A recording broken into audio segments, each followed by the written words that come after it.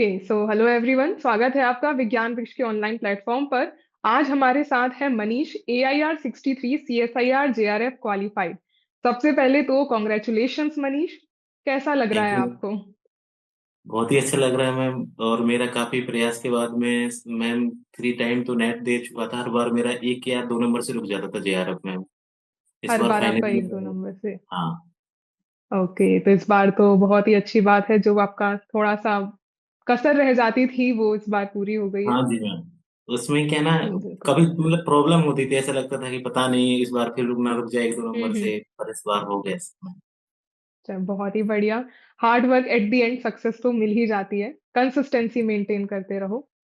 तो थोड़ा सा आप अपने एकेडमिक बैकग्राउंड के बारे में, जैसे आपकी बैचलर्स मास्टर्स कहाँ से थी, थोड़ा अपने बारे में बताइए। मैंने ना बीएससी में एडमिशन लिया था, ये बुंदेलखंड यूनिवर्सिटी है झांसी में। वहां से ओके। मैंने बीएससी में एडमिशन लिया था, फिर मैंने एमएससी भी वहीं से की। ओके। और उसी समय पे फिर मैं ना एमएससी के उसी समय में एमएससी में जैसे एडमिशन लिया था, उसी समय मुझे नेट के बारे में पता चला था मैम। हम्म। प्रोफेसर लोगों ने हमको बताया, तो फिर मैंने वहीं से स्टार्ट देना, तैयारी चालू कर दिया था मैम। जैसे आपके यहाँ ऐप से चालू कर दिया था, साथ में इसकी तैयारी भी करता था और नोट्स बनाना स्टार्ट कर दिए थे मैम। ओके, तो मास्टर्स जब आपकी चल रही थी तो मास्टर्स की ड्यूरेशन में ही आपने स्टार्ट कर दी थी प्रिपरेशन। तो जैसे आपने बताया, आपने बुंदेलखंड यूनिवर्सिटी झांसी से आपने किया है, तो आप वहीं के जी। ही नेटिव हो, वहीं के ही रहने वाले हो? नहीं मैम, झांसी ही? मैं मेरा यहाँ से ना 100 किलोमीटर दूर मेरे एक गाँव पड़ता है, मैं गाँव से हूँ मैम। अच्छा अच्छा।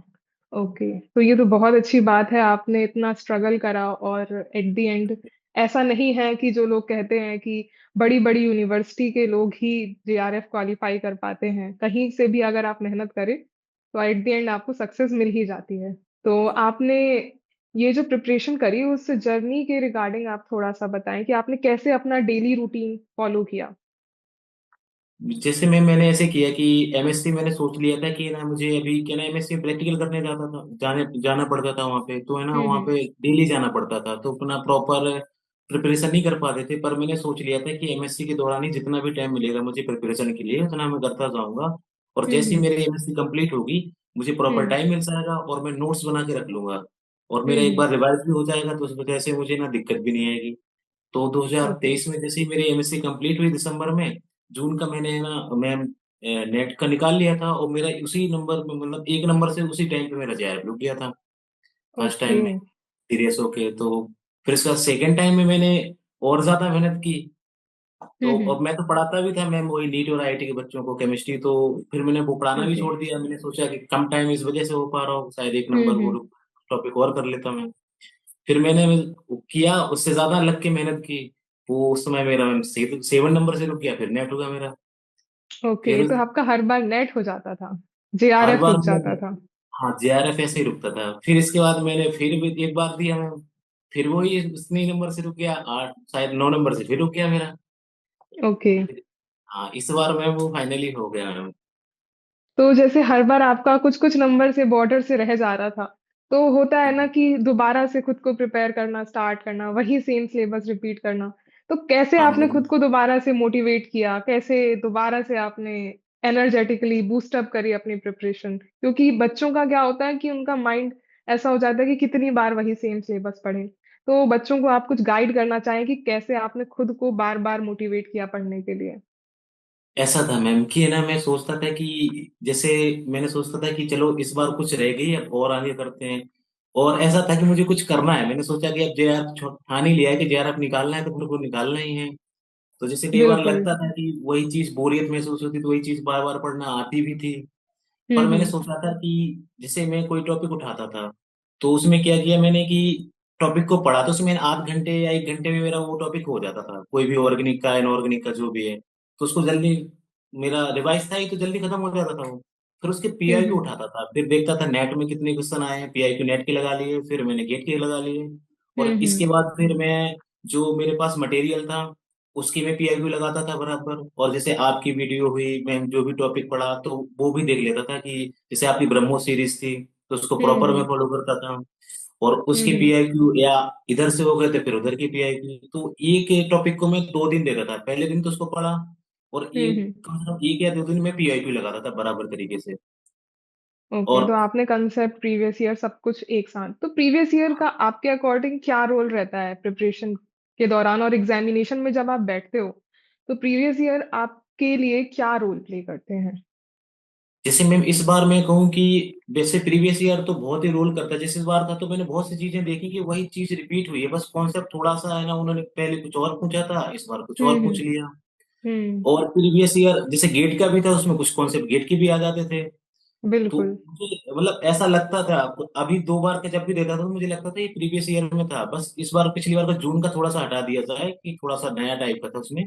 बट इस बार का हम्म। जो था मुझे लगा कि हाँ प्रीवियस ईयर में बहुत सी चीजें थी जो पिछले पूछी गई थी, और वो मेरे नोट्स में मैंने उनमें ऐड कर रखा था कि मेरा ये नोट भी से करता था चीजें मैं। आई थी। हाँ, तो मैं क्या करता था कि मैं जो भी मुझसे नहीं हुआ, जैसे आपकी सीरीज से मैंने आपने जो बताया मुझसे नहीं हुआ OPI 2, तो मैं उसको अपने नोट्स में स्टिकी पैड लगा के लिख लिया, मतलब उसको न कर लेता था कि क्वेश्चन आएगा तो उसको ऐसे अटेंड करना है। हम्म। तो वो मुझे हेल्प करके इस बार मुझे ऐसे लगा कि बहुत सारे PIQ हैं जो मेरे फेल से ही हैं, क्योंकि बहुत सारे मेरे पास PIQ इकट्ठे हो चुके थे वो। तो मुझे हम्म। वहां पे हेजिटेशन इस बारे में कोई नहीं हुई कि मेरा कोई नया क्वेश्चन है ऐसे करके कुछ लगा, तो मुझे हम्म। लगा कि सब वही है जो मैं करता था। और आपने प्रिपरेशन जैसे कि प्रॉपर कोर्स वगैरह ले रखा था, जी मैम। तो आपने कहाँ से कोर्स ले रखा था? जैसे मैंने आपका विज्ञान वृक्ष लिया था तो मैम आप नोट्स आपसे ही नोट्स बनाए थे मैंने, तो बस मैंने तो आप ही विज्ञान वृक्ष में पैसे। आपने कौन सा बैच ले रखा था? मेरा विज्ञान वृक्ष का अभी जो पिछली वाला था मैम रिपीटर्स या लहर। फिर प्रो बैच था, एक नहीं, एस रिपीटर हंड्रेड वाला प्रो? था ये भी, जो पिछली बार रिपीटर्स था बैच ले रिपीटर, रखा हाँ था। रिपीटर बैच था तो मेरा। रिपीटर्स बैच जैसे आपने ज्वाइन किया होगा, तो आपको उसके रिगार्डिंग आप कुछ बताना चाहें कि कैसे वो बैच आपके लिए बेनिफिशियल रहा? मैम ऐसे बेनिफिशियल रहा वो मेरे लिए कि मैं क्या करता था कि कुछ टॉपिक के मैंने जैसे नोट्स मान लो, अगर जैसे मान लो कोई PIQ या कोई चीज रह गई है, हालांकि मैंने तो आपके जैसे नोट्स बना लिए थे, मैं तो आपकी जो सीरीज आती थी ब्रह्मोस सीरीज और ऐसे रिपीटर के, मान लो कोई चीज ऐसा लग रहा है कि कहीं नई तो नहीं कराई है आपने, तो मैं आपकी स्लाइड देख लिया करता था, लगा कि कोई नई हम्म। चीज आपने वापस की है तो उसको मैं पढ़ लेता था। या फिर हम्म। आपकी ब्रह्मोस सीरीज को मैंने प्रॉपर फॉलो किया है क्योंकि मेरा डिवाइस था, तो फिर मैंने दोबारा उस चीज को दोबारा मतलब प्रॉपर क्लासे नहीं ले ली, रिकॉर्डेड था मेरा, हम्म। तो नहीं ली, पर मैं देख लेता था कि ऐसा तो कुछ नया तो नहीं पढ़ाया आपने। तो ओवरऑल तो आपने विज्ञान विषय का ही कंटेंट फॉलो किया था? हाँ, विज्ञान वृक्ष का चलो, कंटेंट और ये तो बाकी बहुत अच्छी भी। बात है कि आपका पूरा फॉलो करके एग्जामिनेशन फाइनली क्लियर हो गया। तो हाँ आपने जी। जैसे कि बताया, तो उसको अगर सम अप करना चाहें, तो आपने पूरा प्रिपरेशन जो करी, वो आपने जो भी पढ़ा, जो आपको डिफिकल्ट लगा, आपने स्टिकी नोट्स उसको सेपरेटली लिखा। तो बच्चों को इस तरीके से करना चाहिए, अपना रिवीजन करते जाओ, उसके स्टिकी नोट्स बनाते जाओ, और फिर जो भी उनको गलती लगती है, क्वेश्चन अप्रोच करते वक्त उस पे अप्लाई करते जाओ। हाँ जी मैम। और जैसे कि सिलेबस इसमें बहुत ज्यादा होता है, जैसे मैंने रिवीजन की बात करी, तो रिवीजन आपने कितनी बार किया होगा पूरे सिलेबस का? मैम मैं खुद नहीं कह सकता मैंने कितनी बार सिलेबस का रिवीजन किया है, मेरा प्रॉपर टाइम था कि अब मुझे कुछ करना है तो मैं जितना मुझे टाइम मिलता था मैं हमेशा हम्म। पढ़ता ही रहता था, और कोई काम नहीं था क्योंकि मैं ना मैम बायो बैकग्राउंड से था मैं, तो मेरा जो ओके। ए पार्ट का सेक्शन था वो 0 था, उसमें से मैं एक भी नंबर लेके ओके, नहीं आ आप पाता बायो था। बैकग्राउंड से थे। तो हाँ जी बायो मैम। बैकग्राउंड के बच्चों को फिर आपने फिजिकल केमिस्ट्री आपने स्ट्रांगली पकड़ रखी थी, या फिर उसमें आप थोड़े टॉपिक्स छोड़ रखे थे? मेरा ऐसा था मैम, मेरी ऑर्गेनिक इनऑर्गेनिक बहुत मतलब अच्छे तरीके से थी मेरी, ओके। कि मुझे उसमें कभी कोई दिक्कत नहीं आती थी, कोई नया क्वेश्चन हम्म। भी आया तो मैं खुद से भी अटेंड कर सकता था, कि ना भी पढ़ाओ फिर भी उसको मैं कर कर ले जाता था। हम्म। मुझे पता था क्योंकि मेरे ये सेक्शन से मेरे नंबर नहीं आने हैं, ऊपर से मेरा है ना फिजिकल भी उतना अच्छा से नहीं कर रहा हूँ मैं क्योंकि मैथ्स से नहीं हूँ मैं उतना। तो फिर मैंने क्या हम्म। किया इस टाइम के लिए, मैंने जैसे क्वांटम है तो क्वांटम को मैंने खुद से इस बार किया था, और ओके। इसके बाद हाँ क्वांटम और ग्रुप थ्योरी और न्यूक्लियर केमिस्ट्री ये मैंने फिजिकल के ऐड कर रखे थे, बाकी इनऑर्गेनिक ऑर्गेनिक मैंने कुछ भी नहीं छोड़ा था। ओके, तो आपने जैसे बायो बैकग्राउंड के बच्चों का बहुत सा डाउट रहता है कि कैसे करें, क्योंकि उन्हें डिफिकल्टी फेस होती है। तो आप बहुत अच्छा एग्जाम्पल सेट कर सकते हैं उनके लिए। तो थोड़ा सा आप बताइए कि आपने फिजिकल केमिस्ट्री, जैसे कि आपने बोला पहले आपकी पकड़ उसमें नहीं थी, तो कैसे आपने धीरे धीरे करके, जैसे आपने बोला क्वांटम केमिस्ट्री, ग्रुप थ्योरी, तो कैसे इन पर्टिकुलर सब्जेक्ट्स पे आपने अपनी होल्ड बनाई, कैसे शुरू किया इस पे आपने कमांड लेना? हाँ, जैसे मेरा क्वांटम का था तो क्वांटम जैसे फिजिकल थी तो फिजिकल को भी जैसे मान लो कोई चीज मैंने डीपली पढ़ना स्टार्ट किया, जैसे मान लो मुझे फिजिकल केमिस्ट्री को क्वांटम करनी थी, क्योंकि मुझे पता चल गया था कि शायद मैं ऑर्गेनिक इनऑर्गेनिक से मैं इतने नंबर तो आ रहे हैं मेरे, हो हुँ, सकता है मुझे फिजिकल करना पड़ेगा, क्योंकि विदाउट फिजिकल मुझे लग रहा है कि शायद ना हो, क्योंकि 2 बार मैं देख चुका था कि 3 बार से मेरा नेट ही हो रहा है और हुँ, फिजिकल के हुँ, बिना नहीं हो रहा है मेरा। तो फिर मैंने फिजिकल को, ग्रुप थ्योरी जो थी, तो मैंने जो सर थे, अपने सर थे, उनसे मैंने पढ़ा। तो ग्रुप थ्योरी तो मुझे आने लग गई थी। इसके हुँ, बाद हुँ, मैंने फिर उन चीजों को पीआई की बहुत ज्यादा लगाया मैंने फिर। मैंने सोचा कि ओके। जैसे मैंने इनकी पीआई की प्रैक्टिस की है तो मुझे उनकी भी करनी पड़ेगी उसी तरीके हुँ, से। हुँ, तो मेरी जो स्ट्रेटेजी ऑर्गेनिक इनऑर्गेनिक से थी, उतनी ही स्ट्रेटेजी मेरी यहाँ से थी। बट मैंने फिजिकल को थोड़ा टाइम ज्यादा कर दिया था देना, क्योंकि मुझे पता था ऑर्गेनिक इनऑर्गेनिक तो मेरी पक्के से होनी है। हुँ, हुँ, इधर से मैंने फिर बहुत ज्यादा टाइम दिया उनको, और प्रॉपर तरीके से हर एक चीज को पढ़ा। नई पीआईक्यू हो रहे हैं, मान लो शुरुआत में ऐसा लगता है कि पीआईक्यू नहीं हो रहे हैं, तो हुँ, डिप्रेशन, हुँ, अब इसमें टाइम जा रहा है, उधर भी छूट रहा है। मैं सोचता था कि पीआईक्यू भले ही मेरे 1 घंटे से मेरे में 10 पीआईक्यू हो, पर मैं उनकी पीआईक्यू को करूंगा मैं। और मेरे जितने भी बिल्कुल, प्रीवियस बिल्कुल। पीआईक्यू थे, मैंने उनको बराबर प्रॉपर वीडियो का सॉल्यूशन देखा, और फिर ऐसे करता गया। तो इस बार मेरे क्वांटम की दो दो पीआईक्यू ठीक हो गई, जिस वजह से मेरा नंबर भी अच्छा था। हाँ, 2 क्वेश्चंस अगर 4 नंबर के सही हो जाते हैं तो ओवरऑल आप 8 नंबर गेन करते हैं, और वही जो आपका हर बार रह जाता था, कट ऑफ क्रैक करना जेआरएफ का, तो वो आपने इस बार अचीव कर लिया। तो सेक्शन ए आपने अटेम्प्ट नहीं किया। जी मैम, कभी नहीं किया मैंने शुरुआत से, थोड़ा-सा क्योंकि वो मुझे उसमें नहीं आता है। न्यूमेरिकल एनालिसिस की वजह से, हाँ जैसे बायो बैकग्राउंड में थोड़ा प्रॉब्लम हो जाती है। जी मैम। और इस ओके, बार थोड़ा सा मैम प्रेशर में आ गया था। थोड़ा सा एक और मैं कहना चाहूंगा कि कई बार हम मतलब प्रेशर ले जाते हैं एग्जाम में। मेरा इस बार शायद मेरा मैम 20 या 25 नंबर और एक्स्ट्रा होता। ओके, मेरा है ना फिंगरप्रिंट वहां पे काम नहीं किया शुरुआत में जब देने गया मैं। तो ओके, जैसे ही मेरा आधार कार्ड के फिंगरप्रिंट काम नहीं किया, तो उन्होंने मुझे बैठा दिया। अब मैं यहाँ पे बैठ के सोच रहा हूँ कि क्या पता इस बार मुझे बैठने भी ना दे। मेरी इतनी अच्छी प्रिपरेशन है और मेरा ओके। अंतिम समय था कि मुझे इस बार निकालना ही है कैसे करके। इस बार मैंने हुँ, बहुत हुँ। कुछ दिया था। उधर बैठ के फिर एंड टाइम पे 10 मिनट बची, तो फिर उन्होंने बुलाया कि, तो भगवान की कृपा से वो लग गया मेरा। अब इसके बाद वो ओके, बिठा के, तो मैं इतना परेशान में हो चुका था वहां पे कि मुझे, मैं सॉल्यूशन के लिए जैसे पेपर देख रहा हूँ मैं, तो मेरा हुँ, हुँ। पेन काम नहीं कर रहा था मेरा। मैं लिखना भी चाहूँ सॉल्यूशन, मतलब कि इसको तो और मैंने आप रिएक्शन पूरे किया। टाइम काँप रहे होगे, शिवर कर रहे हाँ होगे कि जो आपको आ हाँ। भी रहा होगा, आप सोच नहीं पा रहे होंगे। वहाँ कुछ ऐसा लग रहा था मुझे तो कुछ आ ही नहीं रहा है। फिर मैंने थोड़ा सा अपने आप के, मैंने सोचा कि ऐसा है, टाइम वेस्ट मत कर, नहीं हो रहा है तो पेन नहीं चल रहा है तो भी तो रुक फिर जा। कैसे अपने आप को फिर आपने उस ड्यूरेशन में संभाला इस एंजाइटी, पैनिक वाले स्टेट से?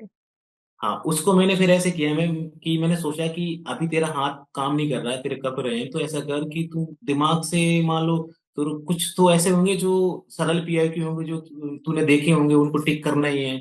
तो फिर हुँ, मैंने हुँ। ना पूरे पेपर को स्टार्ट ही कर दिया करना ही। सी सेक्शन से मैंने हुँ, स्टार्ट किया। तो जो जो मेरे से हो रहे थे शुरुआत में ही, तो मैंने वो किए बिल्कुल, मतलब फर्स्ट अटेम्प्ट में मैंने 15 सही किए थे अपने, ऐसे बिना पेन को टच किए, अच्छा, ऑर्गेनिक आपने इनऑर्गेनिक बिना को। पेन चलाए 15 हाँ क्वेश्चंस कर लिए। That's great. हाँ। तो इसके बाद फिर मैंने सोचा कि अब ऐसा करते हैं कि अब फिजिकल के करते हैं, क्योंकि फिजिकल में तो कैलकुलेशन करनी होगी, तो वहां हुँ, पेन हुँ। चलाना पड़ेगा। फिर इसके बाद बिल्कुल। मुझे लग गया कि अब मैं नॉर्मल हो गया हूँ, तो मैंने स्टार्ट कर दिया वो करना। फिर इसके बाद ओके। मैंने जो सरल पीआईक्यू थे, तो मैंने 1.5 घंटे में पूरा पेपर ही कर दिया था। अच्छा, आपने 1.5 घंटे में सब कुछ कंप्लीट कर लिया था? हाँ, सेक्शन क्योंकि बी ये और सी दोनों? दोनों ही सेक्शन बी और सी। और ओह फिर वाह! मैंने, बच्चों को आपसे सीखना चाहिए भाई, इतने पैनिक वाले मोड में भी आपने 1.5 घंटे में सब कुछ कर लिया, और उसके बाद भी आपका जेआरएफ क्लियर हो गया। हाँ मैम, और इसके बाद फिर मैंने सोचा कि जो मैंने थे फर्स्ट अटेम्प्ट में वो तो करने थे जो मुझे आते हैं, श्योरिटी हूँ मैं। इसके मैंने सोचा था माइनस मार्किंग नहीं करनी है, क्योंकि मेरा 1-2 नंबर से रुकता है, तो मैं पहले से ही अपने आप को बना के रखा था कि ऐसे करना है कि माइनस मार्किंग नहीं करनी है बिल्कुल। हुँ, जो हुँ, श्योरिटी हुँ। वही करना है। जो श्योर हो वही करो। हाँ, तो मैंने पहले राउंड में तो यही किया। फिर इसके सेकंड राउंड में भी 50-50 चांस करता था कि अगर तुम्हें लग रहा है कि तुम प्रेवरेज करके अच्छा से कर सकते हो, तो फिर हुँ, मैंने हुँ। पेन में मेरा काम करने लग गया, मैंने काम मतलब स्टार्ट कर दिया। बट मेरी उस ओके। समय ये गलती हुई कि जब मैं दूसरा राउंड भी कर रहा था, तो मैंने जो पहले राउंड में मुझे लगा कि सरल हैं, जो मैंने पेन चलाए कि नहीं किए हैं, उनको मैंने टाइम नहीं दिया। मुझे लगा ये तो सिंपल है, तो ऐसे ही हो जाएंगे, अब इनमें क्या दोबारा हुँ, देखना है इनको। नहीं तो मैंने बिल हर एक ऑप्शन को दोबारा भी चेक किया था कि मैंने गलत तो नहीं किए, ऐसे ऑप्शन चेक कर दिया। कई बार मेरा 1-2 बार ऐसा हुआ कि मैंने ऑप्शन सॉल्व कुछ और किया, ऑप्शन अलग टिक कर दिया। हुँ, हुँ। इस वजह से मेरा जीआरएफ रुक जाता था। चलो, फिर एट द मैंने उनको, एंड हो जाए तो वही सबसे ज़्यादा बेस्ट रहता है।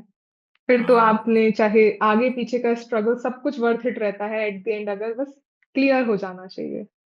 और इसके हाँ। पहले, जैसे नेट के एग्जाम के पहले बैचलर्स के बाद एक आईआईटी जैम का एग्जामिनेशन होता है, क्या आपने उसके लिए प्रिपेयर किया था? मैम आईआईटी जैम का मेरा क्या है ना, लॉकडाउन के टाइम की मेरी वो एमएस वो बीएससी है मेरी। ओके। तो हाँ, तो उस समय क्या है ना, अब पापा मेरे किसान है, तो मतलब यहाँ तो कॉलेज में कुछ हो ही नहीं रहा था, तो वहां पे चला हम्म। गया। उस समय कुछ पता ही नहीं चला क्या है। फिर मेरे हाँ, तो ये हाथ हो में। सकता है कि ये चीज होती है कि बहुत से बच्चों को वही लैक ऑफ अवेयरनेस, पता ही नहीं होता कि ऐसा भी कुछ होता है। जैम का पेपर होता है जिससे आप आईआईटी में जा सकते हो, लेकिन उसके बावजूद भी आपने बहुत मेहनत करी और एट द एंड आप सफल हो गए, जेआरएफ आपने क्वालिफाई कर लिया है। टेस्ट सीरीज का आपकी एग्जामिनेशन की प्रिपरेशन में कैसा क्या रोल रहा था? टेस्ट सीरीज का मैम मैं क्या है ना, पहले तो देखता था कि बिना प्रेशर के मैं कितना स्कोर कर सकता हूँ। हम्म। क्योंकि मेरा है ना, मुझे पता था कि मेरा थोड़ा सा है ना पैनिक हो जाता हूँ मैं एग्जाम के टाइम पे, थोड़ा सा डर जाता हूँ, तो उसको मुझे वर्क हम्म। करना था। तो मैं सोचता था कि बिना इसके कितना अच्छा स्कोर कर रहा हूँ, तो उसके मैं अच्छा स्कोर कर ले जाता था। फिर ओके। मैं कोशिश करता था कि ना अब और आगे बढ़ना है, तो इस तरीके से मैं अपने पैनिक को जो होता था मेरे एग्जाम को, उस पर मैंने वर्क किया फिर। ओके। और टेस्ट में शेड्यूल बना लेता था कि जैसे मान लो कितने टेस्ट है मेरे, टॉपिक वाइज कितने हैं, तो मैं ना हर जैसे मान लो देखता था कि हर कितने दिन में करना है मुझको। टॉपिक वाइज हम्म। मैं हर दिन के जैसे आज लगाया तो कल लगा लेता था। पर हम्म। जब मेजर और माइनर आते थे तो उनको मैं प्रॉपर दो एक हफ्ते का ऐसे करके टाइम के शेड्यूल में बांट लेता था। और कोशिश करता था कि टेस्ट को है ना, टेस्ट सीरीज को 1.5 महीने या 2 महीने से स्टार्ट कर देना, ताकि ना अच्छे से ओके। सोच के रियलाइज करके कि कहाँ पे गलती होती है तुमसे, किस तरीके से ना। अगर कोई पीआईक्यू है तो उसका प्रॉपर सॉल्यूशन भी होना चाहिए। मान लो उसमें अगर जैसे मान लो तुमसे नहीं हुआ वो, तो उसको लिखो, और उसको मैंने स्टिकी पैड में उसको नोट्स में ही मैं अपने नोट कर लेता था स्टिकी पैड से, और उसको अच्छे हम्म। तरीके से कर लेता था। इससे मुझे ना ऐसे होता था कि एग्जाम में जो अभी देने गया था, इससे मुझे ज्यादा फायदा हुआ कि मेरे अधिकतर जो पीआईक्यू थे जो अभी आए हुए हैं, वो मेरे नोट से ऐसे लग रहा था कि मेरे नोट से ही है फिर। तो आपने इस तरीके से अपनी प्रिपरेशन की, आपने जो टेस्ट सीरीज थी उससे आपने खुद की जो नर्वसनेस थी उसको दूर किया, और कैसे प्रीवियस ईयर को अप्लाई करना है नए क्वेश्चंस में ये आपने सीखा। तो ओवरऑल टेस्ट सीरीज का आपका काफी रोल रहा है एग्जामिनेशन की जी। प्रिपरेशन में। और जैसे कि सोशल मीडिया आज की डेट में हर किसी के लिए बहुत बड़ा डिस्ट्रैक्शन है, तो क्या आपने ड्यूरिंग प्रिपरेशन सोशल मीडिया को बिल्कुल अवॉइड किया था, या फिर आप कुछ टाइम मैनेज करते थे कि हाँ दिस पर्टिकुलर टाइम पे मुझे यूज करना है, या बिल्कुल ही अवॉइड किया था, कैसा क्या आपने मेरा फॉलो किया? मेरा मैम तो बिल्कुल ही अवॉइड है, क्योंकि मेरा बस ये था कि ना तो फेसबुक ना तो इंस्टा। जो पहले आईडी तो बनी थी मेरी, बट मैंने इन चीजों को छोड़ दिया था, क्योंकि ना मुझे लग रहा था कि इन चीजों में कुछ है, मतलब ऐसा लग रहा था कि ना अपने प्रिपरेशन पे प्रॉपर करो, टाइम ही नहीं मुझे लगता था कि मैं जो सोचता था कि टॉपिक पढ़ना है क्या, रील्स देखो तो उसमें लग जाओ मुझे, मतलब रील्स में फिर पता चला टाइम कितना चला गया, तो सब बंद था बिल्कुल मेरा। इंस्टा भी बिल्कुल। मैंने इंस्टॉल कर दिया था। आज भी अभी भी मेरे पास इंस्टा सब इंस्टॉल ही है, फेसबुक भी। केवल व्हाट्सअप जो था, कभी बार ऐसा होता था कि जैसे आपकी वीडियो या कोई लिंक आया है इस वजह से, या कोई जानकारी लेनी होती तो हाँ, वो व्हाट्सएप व्हाट्सएप। और यूट्यूब तो चलो ये दोनों प्लेटफॉर्म आपके लिए नेसेसरी होते हैं, लेकिन जो मेन डिस्ट्रैक्शन है फेसबुक इंस्टाग्राम, जिसमें बच्चा रील्स स्क्रॉल करते करते, सबसे ज्यादा डिस्ट्रैक्शन है आज की डेट का, तो उसको आपने बिल्कुल अवॉइड किया था ड्यूरिंग प्रिपरेशन। जी मैम। ये बहुत अच्छी चीज है। ओके, तो फिर अब आपके आगे के क्या प्लान्स हैं? अब आगे का प्लान मेरे हैं कि मेरे बहुत सारे जो सीनियर थे वो अच्छी, मतलब कोई आईआईटी दिल्ली में है, कोई आईआईटी हैदराबाद में है, और जो सीनियर थे अभी यूएसए से पोस्ट डॉक कर रहे हैं, अभी कोई जर्मनी में है। तो ओके। मेरा भी यही कि अब मैं भी उसी लाइन में वापस जाऊं। पहले तो मेरा सोच रहा था हम्म। टीचिंग की लाइन मेरा अच्छा है कि वो नीट और आईआईटी वालों को पढ़ाई लेता हूँ केमिस्ट्री, और थोड़ा हम्म। सा आगे बढ़ जाऊंगा। पर मुझे उन्हीं लोगों ने बताया कि ना तुम इस लाइन में जाओ, तुम्हारा बेस भी अच्छा है और तुम तो बड़ा बेहतर भी कर सकते हो। तो हम्म। फिर मैंने सोचा कि उन्होंने जब मुझे इस बारे में बताया, तो फिर मेरे वहीं से हुआ, तब मुझे वही कहीं आईआईटी से मैं भी सोच रहा हूँ पीएचडी कर लूँ, ओके। और फिर उसके बाद वही पोस्ट डॉक वगैरह बाकी फिर देखूँ। तो आपका मेनली है कि आप पीएचडी की तरफ जाना चाहोगे किसी आईआईटी से? हाँ जी। और इसी ओके। बीच में मेरा मैम एमपीपीएससी असिस्टेंट प्रोफेसर में भी हो गया था मैम। अरे वाह, दैट्स ग्रेट, कॉन्ग्रेचुलेशंस। हाँ मैम। तो फिर तो तो अभी इस आप टाइम पे एमडी के असिस्टेंट प्रोफेसर भी बन चुके हैं। जी मैम। तो अरे बट वाह। तो फिर तो आप, मतलब जैसे पीएचडी का पर्पस बहुत से लोगों का रहता है कि उसके बाद उन्हें असिस्टेंट प्रोफेसर बनना है, या फिर वो रिसर्च में जाना चाहते हैं, तो आपका मेन पर्पस क्या है आगे, रिसर्च फील्ड में जाना या फिर असिस्टेंट प्रोफेसर की तरह एज अ टीचिंग का काम करना? मेरा मेन ये है कि मुझे है ना रिसर्च फील्ड में ही जाना है, और मेरा ये था कि मुझे सब्जेक्टिव नॉलेज तो अच्छी है, बट हम्म। मेरी प्रैक्टिकल नॉलेज अच्छी नहीं है कि मान लो कोई लैब करनी है, कैसे किसी को हम्म। बताना, जैसे मान लो आगे जाकर मैं प्रोफेसर भी बना, तो मैं वो प्रोफेसर नहीं बनना चाहता हूँ कि मान लो सब्जेक्टिव नॉलेज तो है, पर मैं उनको लैब में कुछ ना करा पाऊँ। ओके। क्योंकि मैंने अपने एमएससी की ड्यूरिंग मतलब उस समय मैंने फेस किया है कि लैब अच्छे से नहीं होती थी हमारी, बस टाइम ही लगता था कि टाइम ही जा रहा है, रोज आओ। और लैब का आज भी नहीं पता कि कैसे क्या टेस्ट करना है, किस तरीके से हम्म। लेके। तो तो बेसिकली आप रिसर्च में जाके अपनी प्रैक्टिकल नॉलेज को बढ़ाना चाहते हो, और उसके बाद फिर आप रिसर्च में भी जा सकते हो, और फिर आपको लगता है तो फिर आप एज एन असिस्टेंट प्रोफेसर, एक काबिल प्रोफेसर जिसका ये ना हो कि सिर्फ टीचिंग नॉलेज हो, उसको हर तरीके का एक ऑलराउंडर आप बनना चाहते हो। ये हाँ जी बहुत ही मैम। अच्छी चीज है। चलो, बहुत ही अच्छा लगा आपसे बात करके। तो आप कुछ बच्चों को बताना चाहोगे, उनकी प्रिपरेशन में कुछ गाइडेंस उन्हें देना चाहोगे?